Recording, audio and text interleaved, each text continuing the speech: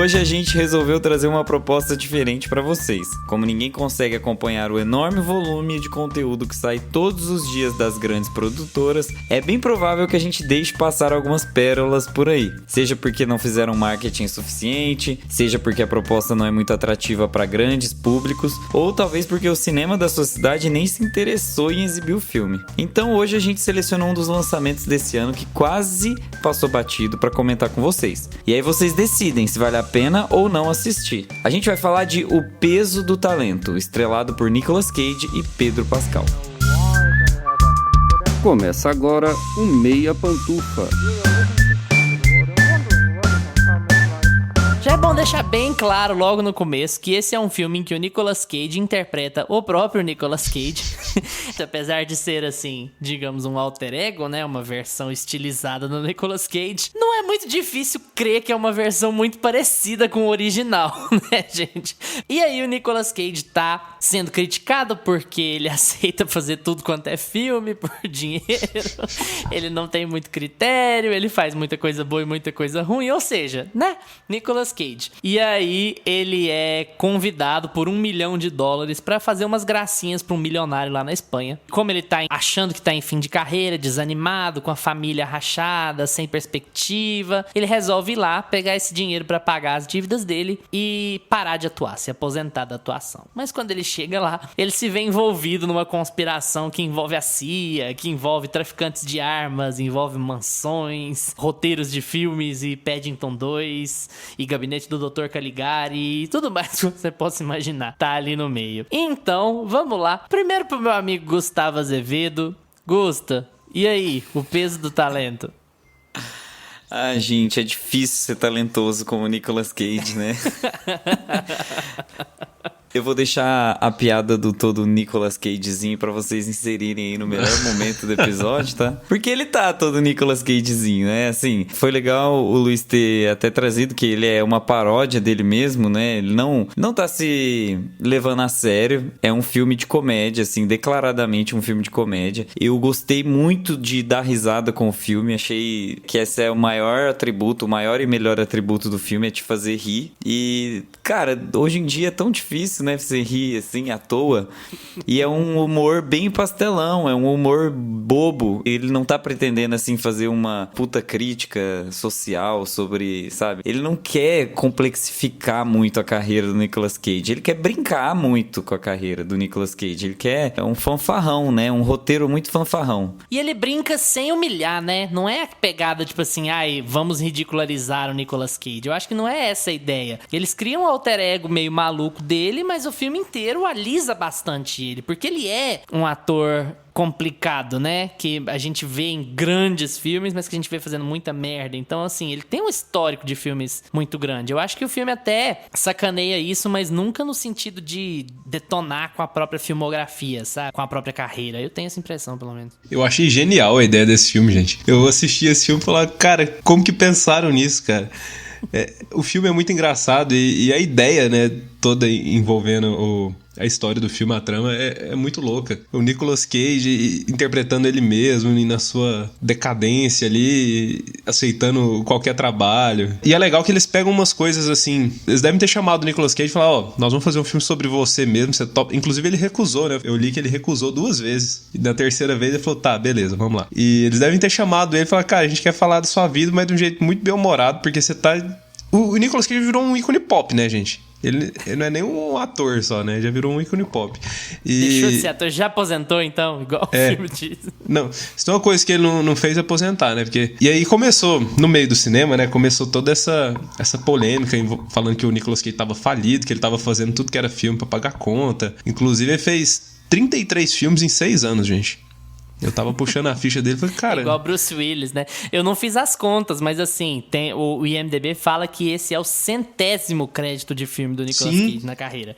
Gente, o que é isso, pelo amor de Deus? Ele nem lê o roteiro e sai fazendo filme. O filme brinca muito com isso, com essa coisa de, putz, pela primeira vez eu tô analisando o roteiro de verdade, eu tô, assim, me esforçando pra entender o que o outro cara lá, o escritor, tá falando pra mim, tá conversando comigo. Mas aí quando ele descobre, quando é a primeira vez que eles propõem a fazer isso, como o Nicolas Cage, na verdade é uma trama de um cara que tá, assim, sequestrando alguém. O fã número 1 do Nicolas Cage. Isso é o mais legal do filme. Quando ele parece que vai ficar sério demais, porque, meu Deus, é um drama familiar, é um drama problemático. Não, ele vira, assim, um roteiro normal. Mas é aí que eu coloco uma crítica também no filme, porque eu acho que ele é engraçado o tempo todo, porque eles sabem brincar com a imagem do Nicolas Cage, eles sabem ridicularizar em níveis muito certos do humor, mas o filme não tem um roteiro bom. Eu acho que o filme, ele é assim... Não, nem um pouco.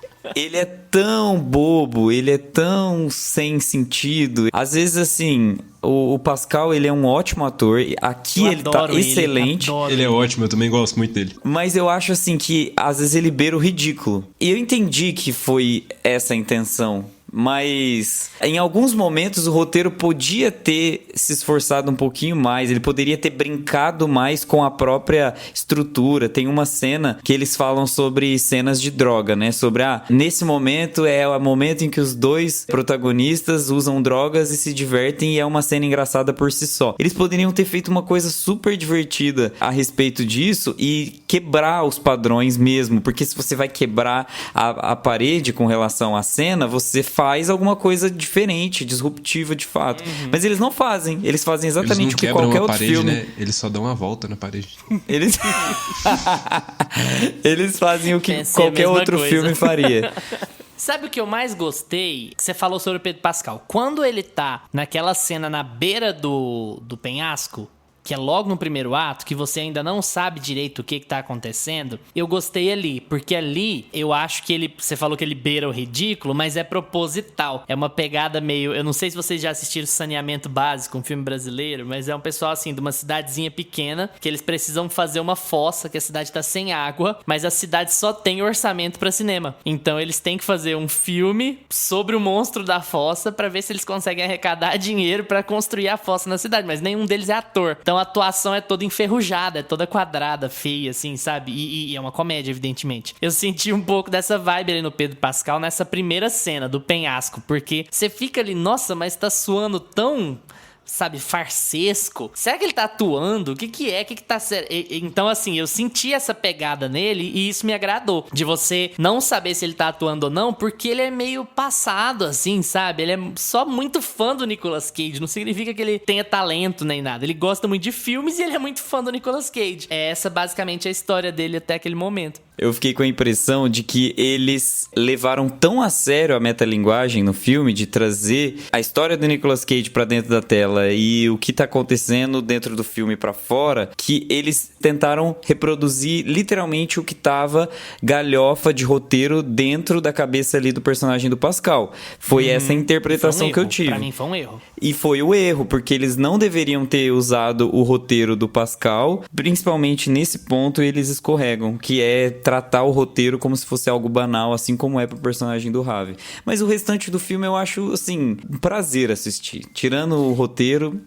Eu acho que esse filme quer tentar passear pelos gêneros, ele se coloca nessa proposta, só que eu acho que ele perde a mão quando ele começa a se levar a sério. Porque quando você chega ali naquele terceiro ato, as coisas que começam a acontecer com o Nicolas Cage não aconteceriam daquele jeito com um ator. E aí acho que a gente perde um pouco, eu pelo menos perco um pouco a conexão do filme. Porque pra mim, a graça tava na galhofa, tava no fato de que ele era um ator muito do prepotente, um ator muito do autocentrado, que se viu colocado numa situação ali de espionagem e de ser sorrateiro e de lidar com armas e não sei o quê. Eu queria ter continuado vendo isso, sabe? O que um ator faria quando ele tivesse sido colocado na situação de perigo que eles colocam ele no último ato. Não é isso, ele vira um personagem no último ato. Ele vira um personagem de um filme. Tanto é que eles fazem a quebra lá no final, no finalzinho do filme mesmo, né? Pra ficar meio embolado o que é filme e o que não é. Mais uma exploração da metalinguagem. Quando parou de ser a chacota do ator que se acha demais e que acha que poderia ser um espião porque ele já interpretou muitos espiões na carreira, e vira uma cena de ação mesmo, um ato inteiro de ação, aí eu me perdi um pouco. Eu falei, tá legal, tá bonitinho, as cenas tão boas, mas assim, você perdeu o elemento forte da sua história, que era o que dava graça pra primeira parte do filme. Pelo menos eu me senti assim. Pra mim o saldo foi muito positivo, eu gostei muito do que eu vi, mas ainda assim eu acho desconexo o final com o restante. Eu acho que se não fosse o Nicolas Cage, se não fosse essa pegada de ser sobre o Nicolas Cage, fosse qualquer outro ator fazendo um personagem ficcional nessa mesma história, ia ser uma merda esse filme. A gente ia tá batendo muito nele agora. Por ser o Nicolas Cage e ter todas essas referências à carreira dele e eles colocarem ele pra ser o ator que vai passar por isso, e eles trazem muitos elementos assim que são comentados, né, na cultura pop sobre a vida dele, é isso que deixa o filme legal. Mas o roteiro é fraquíssimo. E os gritos dele, né? Ele ficar gritando é tão bom quando aquele ele surto, gritar, né? Aquele... Porque, sabe, Nicolas Cage, e ele começa a gritar e ele conversar com a versão mais nova dela. Aquela versão mais nova. Cara, chega um ponto. Aquela cena é bizarra demais, cara. Mas eu concordo muito com o que o Lucas tá falando da presença. Eu ia perguntar isso, porque vocês sabem que eu sempre faço essa pergunta de que se tem um substituto pra essa persona. E parece que eu não consigo encontrar. Sabe quem eu conseguiria ver nesse filme? Talvez Keanu Reeves. Mas eu acho que o Keanu Reeves não é tão prolífico quanto. Ele não tem tantas obras pra ter essa chacota de ser over. A história seria refeita, né? Se fosse um cara igual a ele. Ele é atrelado a filmes ruins só. O Nicolas Cage ele é uma pérola em si, assim. Exato. O negócio do Nicolas Cage, inclusive a gente pode falar de Community aqui, não tem como, né? Tem um Mais episódio uma vez, em que tem uma vamos aula, falar sobre Community. Tem um episódio só pro Lucas adorar os comentários, participar bastante. Tem um episódio de Community em que os caras têm uma aula. A aula do teatro é se o Nicolas Cage é bom ou ruim. E aí eles põem os alunos pra assistir vários filmes do Nicolas Cage pra tentar chegar numa conclusão. Só que o personagem lá que é fã de filmes, o Abed, ele endoida. Ele enlouquece. Porque ele não consegue dizer se o Nicolas Cage é bom ou ruim.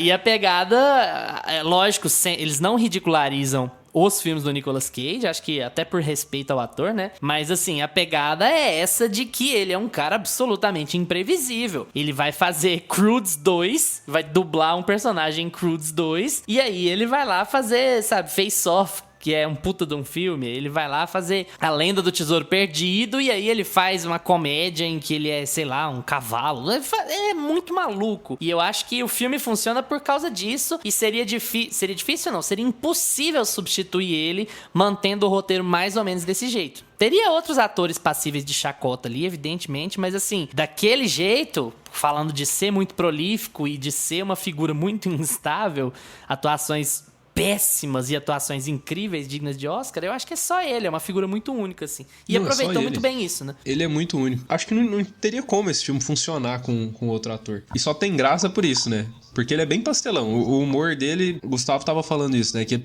podia ter inovado mais o humor, trazido algumas cenas um pouco diferentes aí, que a gente sabe que dá pra fazer, mas eles vão tudo pro óbvio, assim. Tem cenas muito divertidas que só são divertidas porque é o Pedro Pascal e o Nicolas Cage tendo aquela relação ali de fã mas que no fim culmina na piada mais óbvia possível. Eu, por exemplo, não gosto da viagem de droga. Eu acho a viagem de droga, tipo assim... Eles querem fazer aquela coisa meio... Todo filme de amizade tem uma cena de droga, então vamos fazer uma cena de droga. Só que é aquele negócio da paródia se perder porque ela não é bem feita, entende? Você quer sacanear que todo filme tem uma cena de droga, mas aí a sua cena de droga não é melhor do que a média dos filmes. Sim. Ela é igual, sabe? Que é aquilo que, inclusive, o Luiz menciona muito aqui no podcast, que é o que eles fazem em Deadpool. Que é aquela coisa, o roteirista é preguiçoso, então você fica verbalizando as coisas assim que você mesmo vai pôr no seu filme só pra fazer graça com si mesmo. Exatamente. Olha, eu tô com preguiça mesmo, eu vou pôr aqui, mas se eu apontar pra você que eu tô com preguiça, você vai achar engraçado e vai me desculpar. Não, eles falam isso sobre o filme virar um suspense também, sobre a história do sequestro. Ele conta, eles verbalizam o terceiro ato todinho antes dele acontecer, né? Sim. Sim, e ele é bem óbvio também. Eu acho que a obviedade é uma constante no filme. Você já sabe como ele vai acabar. Inclusive a resolução do conflito principal do ator, né? Do personagem. Do Nick Cage. Que é o mesmo ator. Do Nick Cage.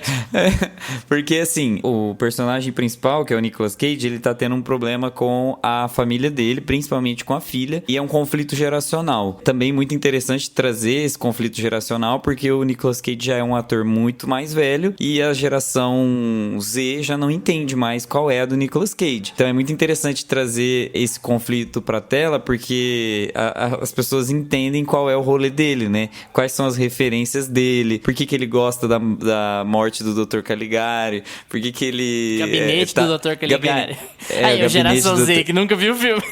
Pior que não, gente. Nunca vi esse filme das janelas torta feia. Mas eu tenho que ver. E esse podcast é sobre isso. É sobre não assistir e quando bater água na bunda, a gente assistir. Que daqui a pouco o Luiz vai querer fazer filmes do século... Filmes da década de 20. A gente tá lá, gente, no gabinete. Super. Eu acho o Gabinete do Dr. Caligari um filmaço. Então é isso que a gente vai fazer. fazer. Eu vou pôr você pra assistir a sequência de Centopeia Humano. Eu quero ver. Enfim. Aí a gente faz o mesmo episódio, a gente faz o Gabinete do Dr. Caligari e Paddington 2. Vai fazer super sentido.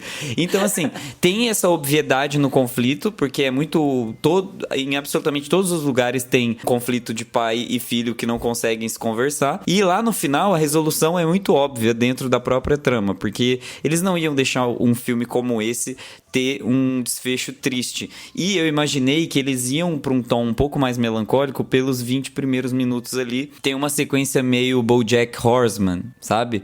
Tem aquela coisa do cara depressão chegando num lugar. Crise, né? É um ator em crise. Tem uma cena que ele cai na piscina. Então eu já imaginei assim, gente, eles estão fazendo uma coisa meio BoJack, vai rolar uma super crise. Mas assim, passa 5 minutos, ele já tá pulando da montanha, depois tomando ácido, depois colocando barba fake. E funciona pro roteiro, funciona super, porque o roteiro pega na mãozinha e leva. Mas não tem nada de novo no filme. Ele faz um passeio por gêneros, né? Ele é comédia romântica, ele é ação, ele é drama, Sim. ele é tudo ao mesmo tempo. E ele faz esse passeio por gêneros de forma bem amarradinha, pra te falar a verdade. Eu acho ele um filme bem executado. Ele não é original. Quando você pega o fio lógico da história, ele não é nada original.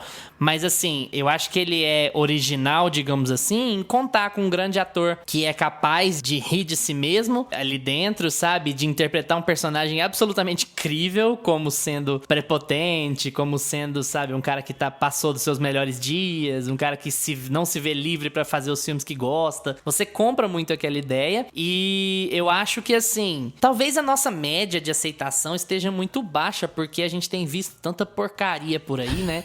Mas, assim, eu acho esse filme bem encaixadinho, ele é bem montadinho, sabe? Ele é bem fluido, ele não é mal feito. O fato de ele ser óbvio não faz com que ele seja mal feito. Eu acho que essa é a grande questão.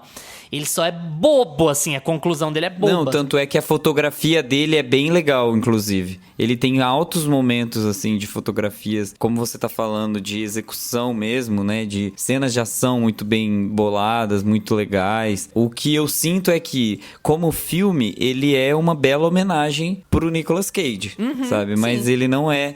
Mas como filme, ele não se sustentaria por si só. Sim, a gente tá falando de um diretor que só tem 2 filmes, né? Esse é o segundo longa dele. E o outro é uma comédiazinha romântica besta. Então, assim, é gente que não tem currículo... E ele ganha uma moral fazendo esse filme. Acho que é aquilo que a gente fala, quando o cara ganha uma moral fazendo um filme bem executado e que tem um cara como o Nicolas Cage agora nesse filme exaltado, eu acho que ele ganha depois protagonismo pra fazer outros filmes e dirigir outras coisas maiores e melhores. E essa transição de gêneros que rola muito no filme, eu acho que é muito uma metalinguagem também sobre a carreira dele de todos os gêneros que ele já teve, né? Que ele é aquele cara que vem ali do galã dos romances ali no começo dos anos 80, Brega. né? Aí nos anos 90 ele faz os filmes de ação ali. O cara já fez filme do David Lynch, cara. E ele fez o remake do The Wicker Man, que é horrível, horrível. Dos piores filmes que eu já vi na minha vida, sabe? Ele só grita. Aí você pensa assim, gente, esse cara já fez Coração Selvagem. Esse cara tem Oscar no currículo dele. Agora ele tá aqui gritando, sabe? Então é muito isso, sabe? Então eles ficam transitando, agora é uma comédia, agora é uma ação, agora é um filme policial, e agora vamos ter a cena de drogas, e é aquela coisa, né? O Nicolas Cage já fez de tudo na vida dele, então vamos colocar de tudo aqui nesse filme também. E vamos colocar ele gostando aqui do cinema cult, mas no fim ele vai gostar de quê? De Paddington. Porque ele vai assistir e vai ver que não é o que ele achava. Mas Paddington ainda foi uma boa saída que deram pra ele, porque Paddington é um dos melhores filmes do Rotten Tomatoes, Paddington 2. Então, assim, ele também é um filme, sabe, criticamente bem avaliado. E eu acho que até a mensagem, no fim das contas, é até essa, né? De que, tipo assim, não fique preso na filmografia do passado. Não é só porque é velho que o filme é bom. Você pode ouvir a sua filha e você vai se surpreender com o que ela tem a te dizer, sabe? E é legal, essa pegada é legal também. Claro, é nítido. É nítido que eles fazem essa relação. Não é à toa que ele começa com o gabinete do Dr. Caligari e termina com ele chorando, assistindo o Paddington 2, né? É uma ligação, assim, visualmente e narrativamente óbvia. É muito... Tudo é óbvio nesse filme, mas é tudo muito legal, né? É tudo muito divertido. Eu gosto disso. É o que eu já ia falar. Não me julguem, mas eu ri na cena dele pulando o muro com o Pedro Pascal. Eu ri. É a melhor parte. Eu ri também. Cara, eu fiquei assim, tudo. Meu Deus. Eles estão levando... Porque, cara, eles são dois grandes atores, sabe? É uma comédia, lógico, mas eles são dois grandes atores. E o jeito que eles estão levando aquilo ali a sério, cara, é inacreditável. Fala assim, eu não vou sem você, ali em cima do muro. E eu acho que é um pouco essa chacota com relação à carreira. E permite ao Nicolas Cage fazer o que ele mais gosta, que é gritar, né? Aí ele solta a mão do Pedro Pascal, não! E ele tá tipo assim, nem cair de joelho, ele não caiu. Não, mas é um tombo bem seco, viu? Eu não, senti o segundo, impacto. O que ele grita. O que ele grita, o segundo tombo, o Pedro Pascal nem cai, ele fica em pé. E o Nicolas Cage e a quarta ele tá em pé de novo, assim, bah. Ai, eu dei muita risada. Gente, eu acho que a gente nunca falou sobre isso. Vocês gostam do Nicolas Cage? Vocês eram fãs dele? Depende. É isso que eu tava te falando, cara. Ele tem filmaços e ele tem filmes muito ruins. Eu acho que, ao fim e ao cabo, ele é um bom ator. Só que a crítica que ele recebe lá no começo do filme é merecida. Cara, descansa, gasta um pouco menos, sabe? Escolhe um pouquinho seus projetos, pelo amor de Deus. E aí, como que você não vai acreditar que o cara tá cheio de dívida quando ele faz essa quantidade enorme? 100 filmes! 100 filmes, cara. Ele tem o quê? 60 anos? Tem 100. Ele tem 100 filmes no currículo. O que é isso? Será mesmo que um cara do calibre dele precisa fazer tantos filmes só pra pagar a conta? E aí, é claro que se ele faz 900 filmes por mês, ele vai fazer uma porção de filme ruim, lógico, né? Ninguém tem uma carreira incólume também, né, gente? O Al Pacino já fez, cada um tem a gêmea que merece. Então, assim, tem... Amarrado, era dívida de jogo. Inclusive, ele é o Al Pacino nesse filme. É, o Al Pacino. O Al Pacino interpretando o Al Pacino. Na minha casa, quando a gente alugava um filme do Nicolas Cage, tinha aquele teor meio de que ele era um galanzão, assim, né? Ele passou por muito tempo com essa cara, assim, de meu Deus, saiu mais um filme do Nicolas Cage, o galã ali da cara grande que a gente precisa assistir. E lá em casa sempre chegou assim os filmes dele. Então eu via o Nicolas Cage meio como esse cara que ia me entregar o melhor filme. Se ele fosse fazer uma comédia romântica, ele ia entregar uma melhor comédia romântica. Ele ia entregar o melhor filme de ação. Você já aprendeu que ele era bom desde cedo. Eu tinha isso na minha cabeça, porque minha mãe e meu pai gostavam muito deles. Então, desde pequeno eu tenho essa impressão. E aí chegou o filme lá em casa, O Motoqueiro Fantasma, e eu falei assim, não é possível. Não é possível que eu passei a minha vida inteira achando que esse cara é bom e ele me faz uma pataquada, ele me faz uma... Não, eu acho que a gente precisa se juntar, amigo, pra assistir e gravar um episódio sobre The Wicked Man. Te juro, você vai... assim, eu acho que vai ser o nosso episódio mais engraçado da história. Você vê o que é o Nicolas Cage ali, você vai achar o Motoqueiro Fantasma, tipo assim, trabalho de Al Pacino, sabe? Trabalho de... Em qual dos filmes, né? Cada um tem a gêmea que merece. Mas Mas é esse o negócio com o Nicolas Cage, cara. É tanto filme, ele acerta muito e ele erra muito. Eu adoro o Coração Selvagem, mas né, é o Lynch. Mas assim, ele tá super bem ali na pegada de motoqueiro maluco, assim. Não motoqueiro fantasma, motoqueiro maluco, meio rebeldão, sabe? Ele tava novo ainda. E é um cara que já fez projeto com trocentas pessoas incríveis. E ele é bom também com alguns blockbusters, sabe?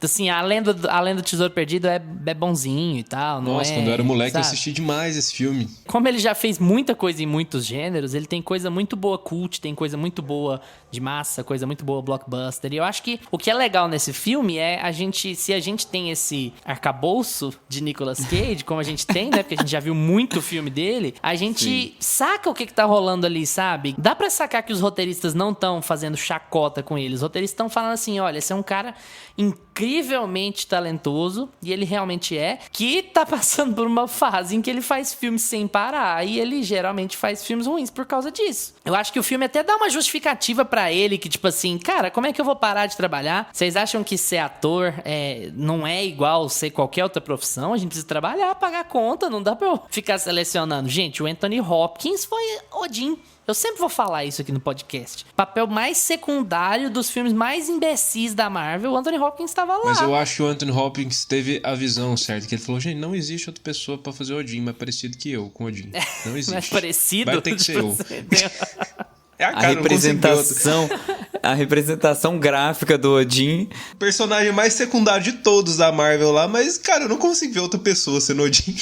Não existe ninguém mais parecido com Zeus do que Russell Crowe com a barriguinha de chope também. Vamos combinar. Lucas, pantufas, para o peso do talento. Eu vou dar 7 pantufas. É um filme que diverte bastante, ainda mais se você já for bem familiarizado aí com a história e com as polêmicas envolvendo o Nicolas Cage, com todos os filmes dele aí, seja bons ou ruins, e vale muito a pena. Você vai dar muita risada, sem roteiro, praticamente aquele roteiro mais basicão de todos. Eles brincam com muita coisa, mas o humor do filme funciona. O Pedro Pascal e o Nicolas Cage estão muito divertidos nesse filme e funciona muito pela diversão. Não é que o roteiro seja ruim, mas muito simples e acaba entregando o que ele quer, afinal, quer fazer essa sátira com a vida do Nicolas Cage, sem ridicularizar ele e entregar um filme divertido. Eu lembrei de uma cena que acabou de derrubar uma pantufa aqui pra mim.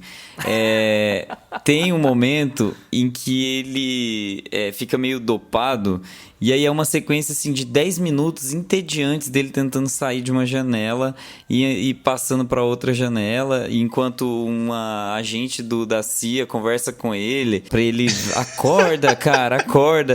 Adoro essa cena. Mano, mas eles... Era tão óbvio que ele ia esfregar a testa, mas eu adoro quando ele esfrega. Eu acho tão bom, assim? Aquilo pra mim, assim, é o auge do Mr. Bean, assim, muito plagiado. Muito plagiado. Então... A Pantera Cor-de-Rosa. E Pantera Cor-de-Rosa, super. É uma trama da Pantera Gente, este filme é a Pantera Cor-de-Rosa com o Nicolas Cage. É basicamente... Muito obrigado, Lucas. Muito obrigado. Eu tô chorando aqui. Eu vou dar 6 pantufas, porque eu acho que todo o mérito... 6 pantufas não é ruim, tá, gente? Na média aqui É porque a gente tá acostumado a dar muita pantufa pras coisas. Eu tô vendo muita gente, eu vi algumas críticas e eu vi muita gente dando notão pra esse filme, assim, tipo 100, 10 de 10. Assista de novo, tá? Porque vocês não assistiram certo. Precisava ter muito mais quebras, o filme precisava ser muito mais disruptivo pra ele ser um filmaço. Ele é uma homenagem muito legal, mas ele poderia ter sido um episódio de Saturday Night Live. Eu falo sempre isso aqui. Né? O problema é que ele ensaia que vai ser disruptivo. Tem vários momentos do filme que Várias você acha que ele vai, mas ele volta. Esse é o problema. Então, assim, eu uso muito essa analogia aqui. Se fosse um episódio de Saturday Night Live, seria 10 de 10. Filme... Não, porque ele não é um filmaço, entendeu? Ele não quebra, ele não faz o que ele deveria fazer várias vezes. Como homenagem, ele é muito legal. Eu gostei mais do Nicolas Cage, eu não gostava tanto e agora parece que eu gosto mais, parece que me fez querer ver as coisas dele. Isso é um trunfo genial pra carreira de alguém, porque... Tive muito essa sensação também. É muito difícil você, depois de velho, fazer as pessoas quererem assistir seus filmes antigos. Então foi um super trunfo pra ele. E é isso, 6 pantufas pro filme, mas Se fosse um Saturday Night Live, seria 10 de 10. Eu tô menos amargo do que o Gusta hoje. Olha que coisa, que loucura. Não é o nosso padrão. Eu vou dar 7 pantufas também. Eu acho que o filme é bem amarradinho, ele é bem divertido, ele é bem legal. Ele escorrega nas obviedades, mas ainda assim ele nunca chega ao nível de ser de ser muito tosco, de cair pra um American Pie ali. Eu acho que ele não chega a esse ponto. Ele desliza, mas ele não chega ao ponto de ficar muito barato. O Gusta acabou de criticar uma das cenas que eu mais gostei. Ele saindo da sala, esfregando a testa, assim, gente, acho que eu encostei na minha testa. Será que eu encostei na minha testa? Eu tenho quase certeza que sim. Genial. É muito bom. Vocês, quem não assistiu o filme, vai entender isso depois, quando assistir. E eu acho que o Nicolas Cage foi muito corajoso em fazer esse papel. Não é o primeiro ator a fazer isso, nem vai ser o último, mas assim, foi muito legal que ele aceitou abraçar alguns dos seus defeitos e algumas das risadas que as pessoas dão da carreira dele, mas ele foi, como disse o Gusto, ele foi capaz de lembrar muita gente que ele é um cara muito talentoso e que ele tem grandes filmes no currículo e que ele tem a capacidade de ainda fazer grandes filmes. Ainda que o terceiro ato deu uma murchada pelo excesso de obviedade. Então eu vou dar 7 pantufas também. Eu acho que é um filme que vale muito a pena a gente assistir pra dar umas risadas e pra ficar de boa e pra lembrar também do quanto o Nicolas Cage é capaz de fazer filmes bons, mesmo que ele não queira tanto assim.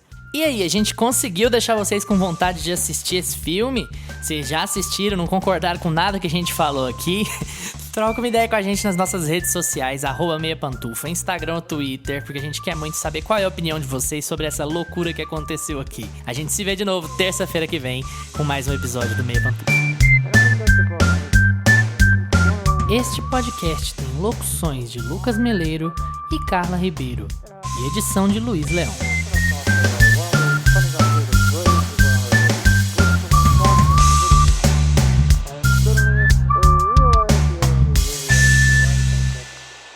That's the problem, isn't it? Well, you don't know where it's from.